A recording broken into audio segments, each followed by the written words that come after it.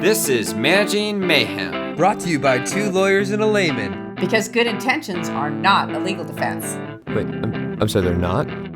Okay, well, let's get going then. Hello, and welcome to Managing Mayhem with Patty, Jeff, and Jack. What's going on, you guys? Hey, how's it going? Pretty good. What's happening? Another Mayhem-free Monday, hopefully. So far, Right? so good. It's early. The pod release is at 4 a.m. Mountain Yeah. Time, so if you have Mayhem at that hour, you have problems. Actually, don't call us. Call somebody else. Also, the pod is now on YouTube, so we have to actually bathe and, look pretty Right. I know we acceptable. You have to see us. I forgot. You're forced to. I forgot to email Mom about the black button up. Right. Sorry. Next week we decided, Patty, that we're gonna be doing the vest with the pumpkin colored shirt. You mean the one I'm wearing today? Yeah. Yeah, I thought that was next week. You missed Sorry. that memo, but you got the topic of today, so that's good. For the record, it's not a pumpkin. It's pumpkin color, right? Yeah, for those who are not watching. Yeah, exactly. So today we are going to talk about the jerk at work. Oh, no. They're amongst no. us. They're in every office. They're in the break room. They're at meetings. They're on the just playground. They're lurking. lurking. That's right. It's interesting because if you talk to friends, family, everyone has a jerk at work, unfortunately. Yeah. Yeah, I can't think of any environment that I like work-wise that hasn't had somebody that I was like, Yeah, not Yeah. you. not good. Right. You know, I can't deal with it. We looked at some surveys, and overwhelmingly, the survey showed, I think the most recent survey, 83% of respondents say they have worked with a jerk in the Yeah, that last makes 5 sense. years. So, I mean, I'm just wondering who are the other 17%? They're all The lucky freelancers. few. Yeah, they work by themselves. I make bracelets now. I don't know, unless they're the jerk and they're just not Yeah. aware. Undocumented jerk. Our office is fine. It's great. I'm perfect. Denise, where's my coffee? Seriously. Denise is your cat. Right. I think that the jerk at work, even though we joke about that phrase a Right. little bit, tongue in cheek, but it is a real problem because it causes distractions, obviously Yeah. mental health issues, stress, Yeah. retention, fill Yeah. in the People fill in Probably the gets in list. the way yeah. with collaborating. Yeah. Productivity goes down. Oh, it's a big issue. And we're not talking about just, complaining about someone who, that you're just kind of thin-skinned and everyone bothers you. We're talking about like someone who is actually a jerk at work. I mean, we're Yeah. talking about they're arrogant, they're patronizing. Okay.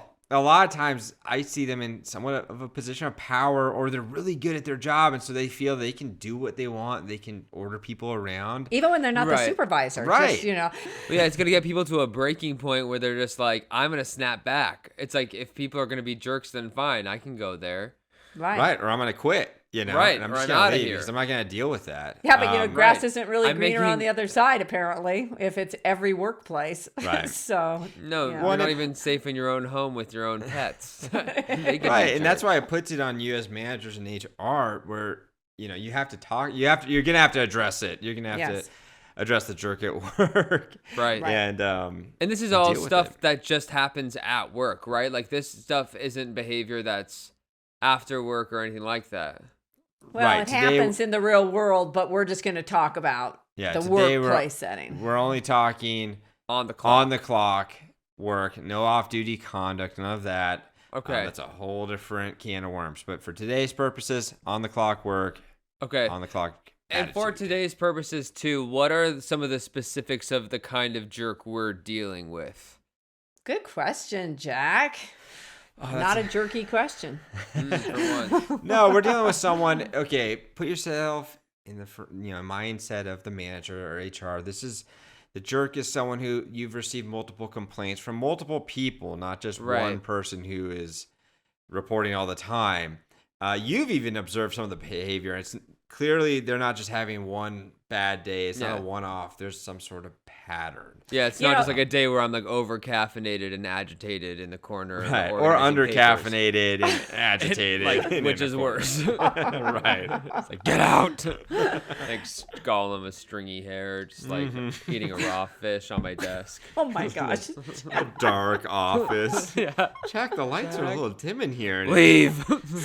And even if you're that man, I'm ignoring you guys on Gollum, but even if you don't see Gollum, you're receiving complaints about Gollum, or You you're can feel Gollum. You can feel Gollum amongst you, or you see people weeping. They're upset. It's contagious. They're ticked off too. I love. They all cried boo-hoo. Well, and this person, that we're talking about today, they're an equal opportunity offender. They're negative to everyone. They're gossiping about everyone. They're sending emails in all caps to everybody. It's not just specific towards one person. Right.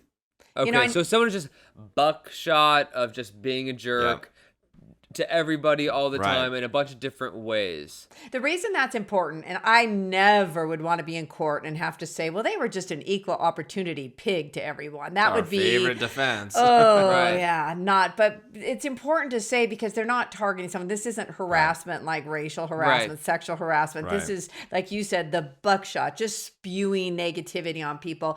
Okay. And sometimes it's not even clearly a violation of your respectful workplace policy. They're not using the F-bomb. They're not calling people names. It's just they're right there, just making it miserable for everyone, but kind of floating before a policy violation. Right. So if it's obviously a problem, like no one wants to go near the office, near the workplace, in the store, why are managers so apprehensive to address it? Well, I think there are a couple things. First, as Patty just said, a lot of times the conduct doesn't rise to a clear violation of workplace, a violation of the respectful workplace policy. Okay. Yeah. But I think a lot of times managers also see this person, they're usually a high performer or they're highly specialized, and they don't want to touch them. Right. They're thinking, this guy is doing great with his performance. Different route to the coffee maker. Right. Like, okay, everybody, this is how to avoid Bill, because, but he does great. He gets a lot of customers. Bill's unstable. Right. The other thing is, right now. Jeff, I saw some comments, and this is kind of covering some of those myths, or maybe bad practices. I don't know which one they are. One is the protected high performer, but the other one is, there were a lot of comments. I was surprised how many books there are out there about the jerk at work, or, addressing rudeness. But some of the comments said, well, it's just a personality trait, so I can't discipline it or coach it or approach them at all. That's a myth, because it actually is a behavior. It's a conduct. So that would be another reason, though, I think managers are hesitant. It's like, well, that's just Bill. Yeah. They're like, that's just Bill. Okay. Bill's got a knife to their back. Don't hurt me. Bill's not a problem. Bill is not a problem. Everyone respect Bill. Is amazing. Everyone's got a deadbolt and mace. Right. Seriously. It's like Scrooge coming through. I think another reason why managers are hesitant to act on people who are being jerks is the person might be a member of a protected class or have a disability, and they're receiving an accommodation, and they, the manager's I can't discipline them if they're the only woman on the team, and they're going to turn around and say it's discrimination. They're worried turn about around and say it's because I have a disability and I'm receiving an accommodation. And so I think managers are hyper aware of, employees turning around and suing them, because we see it all the time. I mean, that's today, everyone turns around, and anytime you go to discipline somebody, not anytime, but a lot of times, often enough, where I can understand why managers are hesitant to actually discipline if someone's part of a protected class or has a disability. Someone's like, hey, Jack, you're being rude. I'm like, you're saying I'm gay? Right. Exactly. What? Excuse me? No, wait, God. At the end of the day, what we want to empower managers with are that you're stripping all that away, and you're just basing it on the conduct and not worrying about the optics of what they could what claim. It could come off like. Right, because I don't want you to be held hostage to, because everyone has their own protected class. Everyone has their own. So I think the key is here to not think, oh, well, they're out of bounds because they just got back from family medical leave or they have a you're workers' comp actually claim. treating them differently because they're in a protected class. Preferential. You're Right. And it's going to get you on the back end for sure. Right. You can't win. You can't win. All right. So. I mean, it seems like you could if you start just documenting the facts of it. Like, I feel like when people are scared of like, oh, it's gonna look bad or whatever, it's like, well, maybe it's because the manager has a different opinion of them subconsciously in their mind because they're in a protected class, and that needs to be checked too. They need to be absolutely documenting them just like everybody else. So then when they do have to say something, then it's actually backed by stuff that isn't protected class information. Right. And that's CIA protected information class 101 to CIA. Right. The FBI and the 212. Well, I think that's what takes us into, okay, so what do? You have this person, we've gone through some of the myths or whatever you want, the misnomers. Like a dementor. Right. I'm What really do you do living in now? a fantasy world today. That's okay. We're That's deep okay. into Harry Potter and Lord of the Rings lore right now. Right. It's like the only way I can relate. So I think you're right. We've already established, we know this person's a problem. We know they're not treating others kindly or they're being a jerk. The first thing is, I just want to step back a little bit. If you can, and I know right now we're not at that because you've already determined you have a jerk in the workplace, but I want everyone to think about when they're hiring going forward, not to hire the jerk in the first place.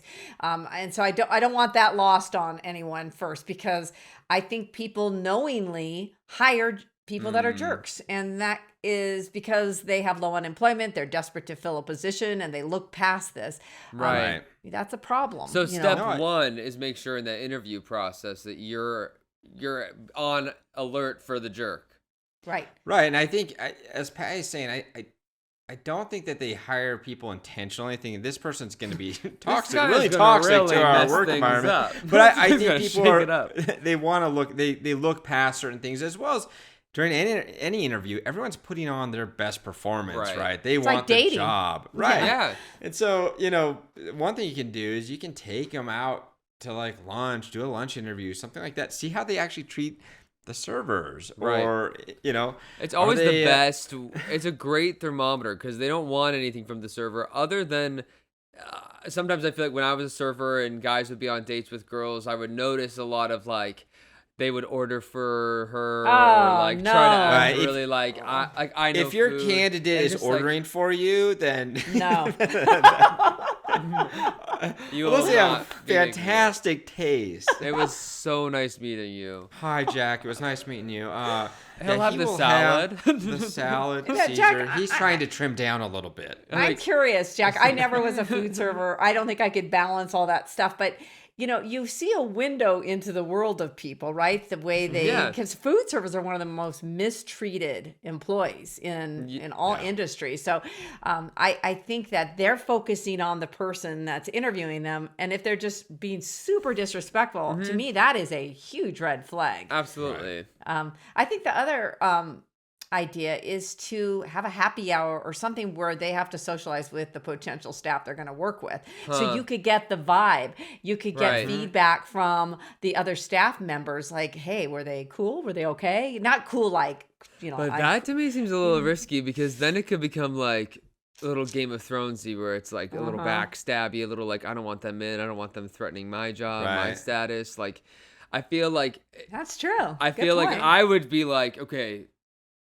Try to do the interview, take him somewhere, and then, like, can you call like a reference or something and be like, what was their behavior like? That I would absolutely use the references. I mean, I think the references are a great indicator of how the person's going to interact with other staff. You can ask those questions of the reference, not just, hey, are they rehireable or were they terminated, but how they interact with staff. How do they interact with support staff, or get the reference is probably their mom anyway, so you actually get like pretty good information. Right. The other thing, Jack, he keeps his room clean. I mean, he keeps his office clean. It is funny. Most right people there, John. Most people only ask about job performance, but I like that. I like saying, hey, did they get along with others? If you mention their name and they have a recognizable gasp, when you say their name, it's like, or a if big they pick exhale. if the reference picks up the phone and says Vandalay Industries, you got some problems. So. Seriously, you have to go another route. And Jack, just for a second, not to backtrack, but to your social events, you do have to be careful because you don't want everyone just picking someone who's the cool kid that's just like them. Yeah. You want them to. What I'm looking for is to see if they're respectful, social if they, interaction. Social interaction. But I think more than anything, trust your own instinct because. I have a lot of managers who later tell me, I had a feeling about this person, they seemed pretty condescending. I took that as confident, so trust your instinct on that is really important. And we trust you. We trust you. I imagine that part of it, I mean, I know you don't want anyone who's like even a little jerky, but even if they're not a front facing job or maybe they're, I don't know, like absolutely IT right, or like they're in the back folding shirts, versus being a salesperson screaming at the folding board. Jack is still scarred about folding shirts for Abercrombie. It's right for hey, you at least had one of those folding boards at the Disney store. I didn't have one of those cool folding boards. I just was. That's really hard to imagine. Well, I'll tell you what, I would jam those, like any shirt I had to fold was like wedged towards the bottom, trying to hide a very poor folding job as a high schooler. Folding such a zen activity to ask a high schooler to do. Yeah, it's horrible. Well, I did not do that, but I did do remote work. And I was a little above that. Yeah.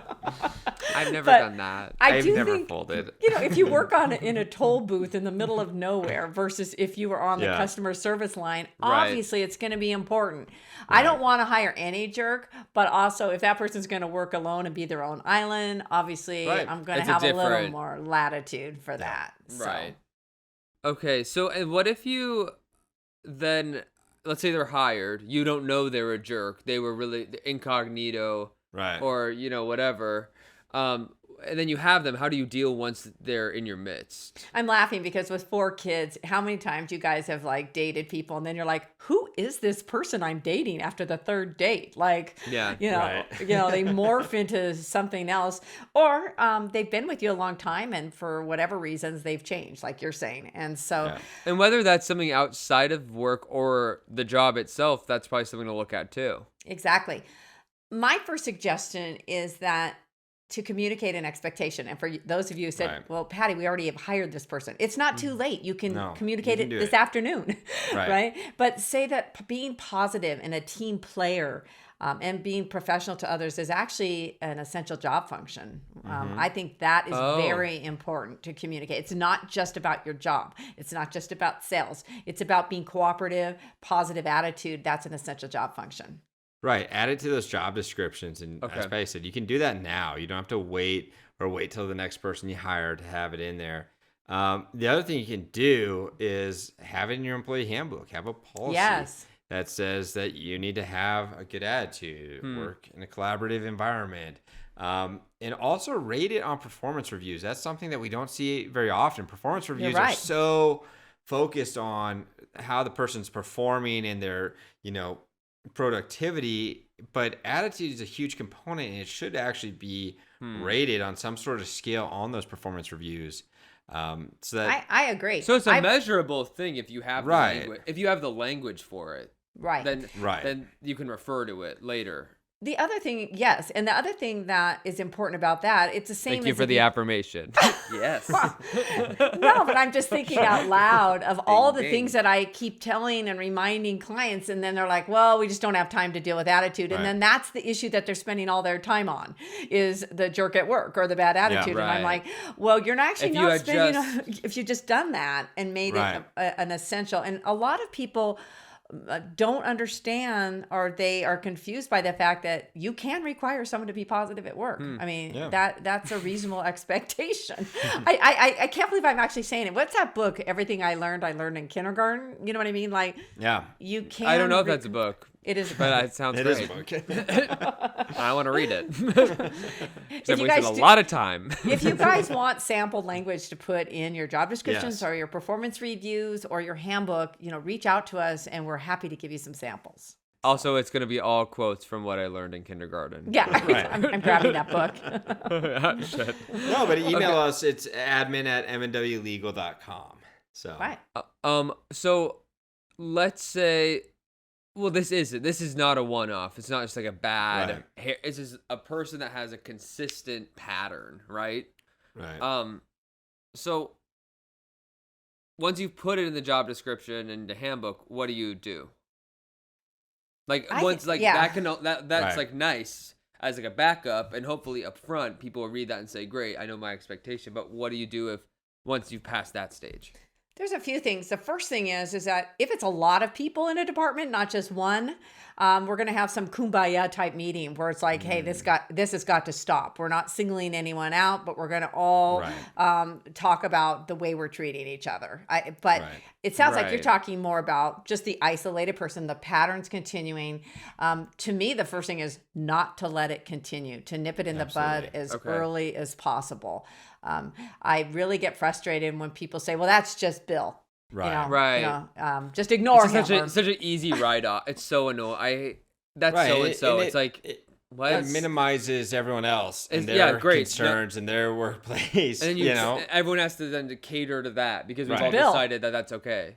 Like, Right. well, So okay, if some that's guy Bill, named then I Bill quit. Now who- I'm going to go work for your competitor because Right. I don't want to have to deal with Bill. Because I don't like Bill, frankly. Yeah, exactly. I think Bill has an unchecked ego, and I don't want to defer to it. Right. I But I want it to is defer to my own unchecked ego. it's while I amazing make how bracelets at home. I love the bracelets. Can I see some? It's a great. I've never made one, but I think I'm going to. Jeff could actually help me a little bit because he has so much training with beads. Oh, bead Jeff, animals. he Okay. made beaded animals when you I were made younger. a very large Lucrative. profit. Yeah, I had a great business as a fifth grader making bead animals JB at the local beads. pool. And he Yeah. would sell them at the pool, and this Little was lizards. great. Yeah, they were really good, and I Yeah. felt competitive. So I started to draw pictures and sell them at the pool, but no one bought those. You didn't know the market, and that's okay. Yeah, people were looking for keychains.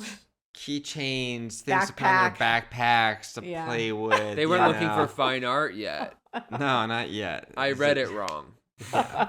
So Yeah, the but- main thing you're trying to do though is we want to coach them through Right. the behavior. But we want to stop it for a few reasons. One, we don't want to minimize and just tolerate it. The second thing is we don't want to be held hostage. We also, though, the more you I would love to be held hostage. not by Bill. Someone tell me where to be. At a bank. Why do you want to be held hostage? I don't know, because it just seemed obvious that no one would want that. Okay. So the other problem I see from a legal standpoint is if you allow Bill to act that way for years and suddenly you just abruptly stop it.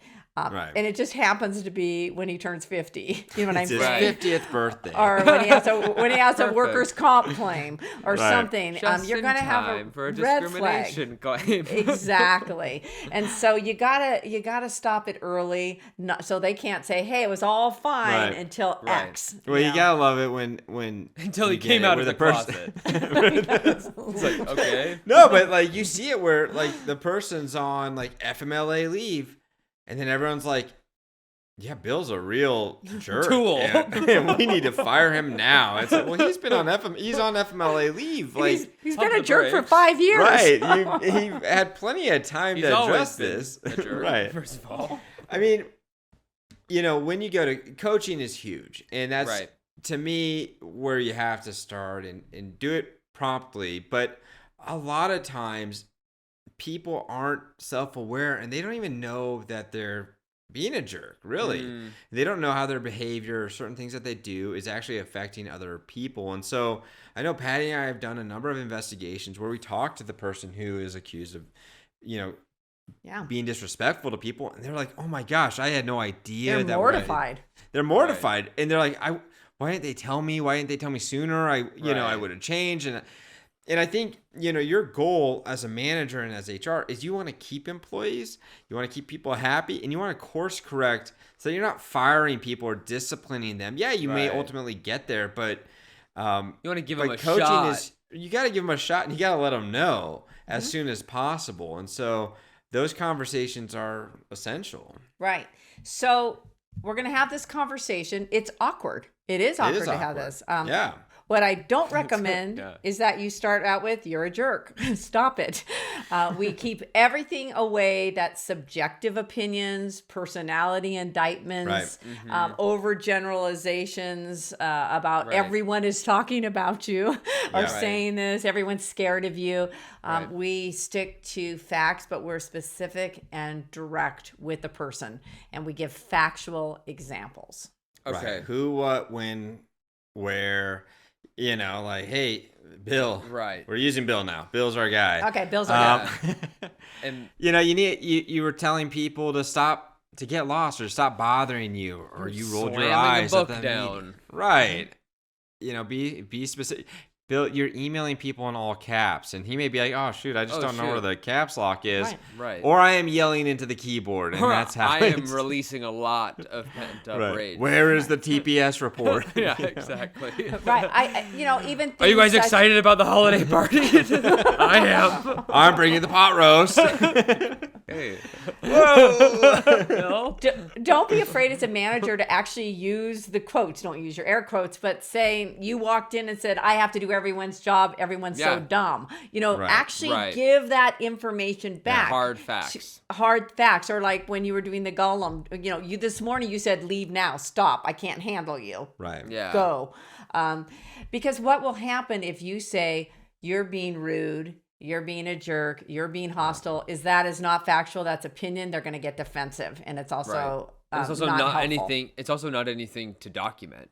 It's not valuable at the end of the day. From a legal standpoint, it is zero. It is nothing. And Zilch, nothing. Zilch, zip, zero. And so if we have to say, or if you have to say, well, what did they do? Or what did they say? Or why are you saying they're rude? Then you haven't documented enough. And again, we're not talking about written discipline, but before you go in to coach someone, you actually have to be prepared with factual examples. Right. It's not fair to them. Right. If you just are kind of shooting from the hip. So So get those examples. Get those factual examples. Okay. What else? The other thing is try and figure out, maybe there's a root to the problem. There's an issue, and ask what's going on. Short story, but we were with Doesn't sound Patty, like it. our mother. Jack, is it like one of your dreams? Jeff would always wake up in the morning and be like, "I had a dream last night. Can I share it with you?" And I'm like, "You want to hear it?" God. You got 2 hours. About the length of Avatar. I'm trying to finish my algebra. No, but we were at the store once when we were younger, and the lady who was checking us out was really rude. And I remember, Patty, you just said, "Are you okay? Did I do something wrong? Yeah. Or are you all right?" It was something along those lines. And all of a sudden she started crying and was like, "I just had a really bad day. This happened and this happened." And then, 30 minutes later this has turned into this counseling session. The line's backed up through the, to the back of the store. But you do. She's coming home with us. We're having pot roast. Yeah. Right. Bill's making it. And he is Bill's wife.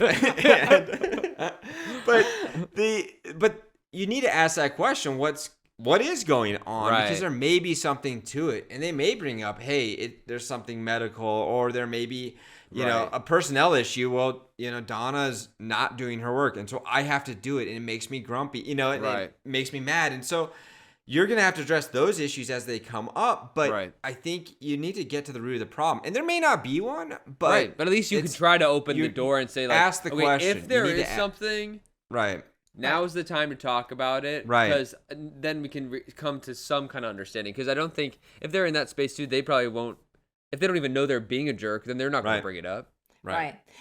With regard to that person, whether Walmart, Kmart, whatever it was, I remember I used to, and you guys will too, because you would cringe. I'd say, you're being rude to me, or please don't be rude. That didn't work. They'd get defensive. Right. You guys would cringe and hide, pretend that We you watched needed... a lot of trial and error. Yeah. Right.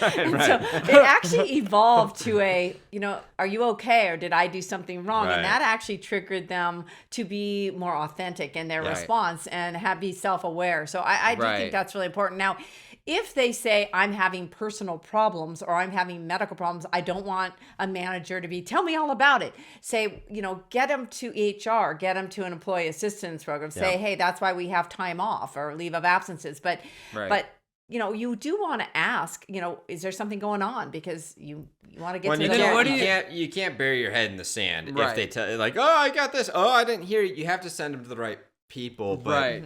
You need to ask the there's question. really Don't be afraid to ask the question as a manager. Right. Just because then you'll have a better sense of what you can actually do to Right. deal. Whether it needs to be go to HR or they need to.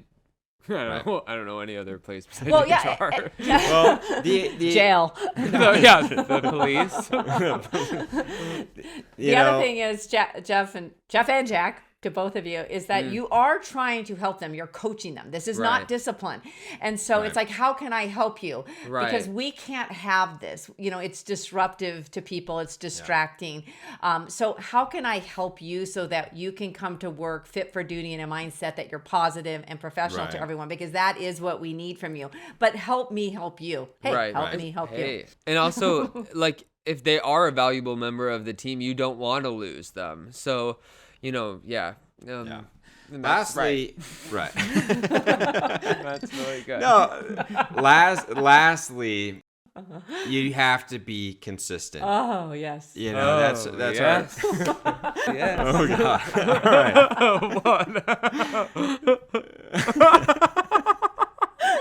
You have to follow. You have to be consistent. Follow your policy. As well as your practice, make sure that you're actually doing what you guys have done in the past. And it's applied to all staff, even the high performers, even if you're afraid you're going to lose them. Because the reality is, if you lose someone who's highly specialized or a high performer, it's, if they're problematic, you're losing productivity anyways from anyone else, everyone else. And so you need to be consistent. Even with those people. Right. And this will then loop back to protecting you from inconsistent. If you are consistent, then if they say you're inconsistent because you're discriminating against me, no. I'm acting consistently to all staff. I'm holding them to the same standard. Right. I'm following our policy. A lot of I'm people have rooting for you. Yes, but we're all rooting for you. But I have expectations, and that's applied to everyone. I think the biggest torpedo of all of this is when you let someone who's a high performer or that you're friends with on the side. Run the show. Yeah, run the show and be a jerk. You got to be consistent. It will protect you legally. Right. And it also will protect you from a morale standpoint, and you will actually be a better leader, for that. Right? Absolutely. And you can Do quote you wanna us on sing? that. You can quote us on that one. By letting employees know up front at the outset, that it's not just about doing sales or operating equipment or writing reports or folding or whatever it is, folding clothes. Set those expectations. Don't let it fester or continue without being addressed. And then coach them before you even, hopefully you'll never get to discipline, but be specific and direct with them. Got to approach them calmly, though, without emotion, right? Right. Because Bill's going to start talking to you in all caps. Stick to the facts. Yeah. Exactly. You guys can do it. Yes, it will make your workplace better. Yeah. So. Mm-hmm. Okay. So. Can't we just all get along? Can't we all just get along? Well, it's ridiculous. It's enough. We'll have a coaching session afterwards, Jack. I'm starting to get really pissed off. All right. Well, join us next week. We're going to be talking about workplace surveillance. Ooh, yeah. Big Brother's watching. Are you Big Brother? Yeah. What do your employees think? We're getting a lot of questions about, especially remote work with the webcam watching, tracking apps, things like that. So. This is being recorded also for the. This is being recorded. Also, join us tomorrow for Yeah. the free webinar. It is the 2023 legal update and 2023 workplace trends, which there are a lot of trends. If you would like to register, it's not too late. Go to managementnorthwest.com. Again, this is free. If you register and you miss it, you can also have access to a recording of it. Right, Jeff? Right. There's going to be a link in the bio to this episode that'll take you straight to the registration. As well as if you're listening to this podcast on Wednesday and missed the webinar, don't worry. It's all recorded and you can use that same link to watch it.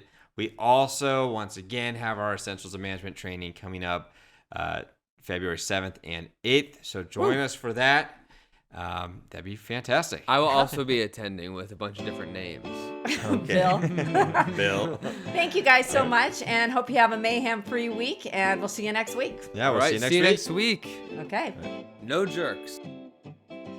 Managing Mayhem is presented by Management Northwest and Management Southwest and cannot be copied or rebroadcast without prior written consent. By listening to this podcast, you understand that we, or at least two of us, are lawyers, but we are not your lawyers. Therefore, nothing we say on the podcast should be taken as legal advice or considered to create an attorney-client relationship. It is solely meant for your educational and informational purposes. The podcast should not be used as a substitute for legal advice from an attorney licensed in your state. Please be aware that listening to lawyers can cause side effects such as migraine, self-doubt, and also may cure insomnia. But you know what? Trust your own judgment or you're not your mom.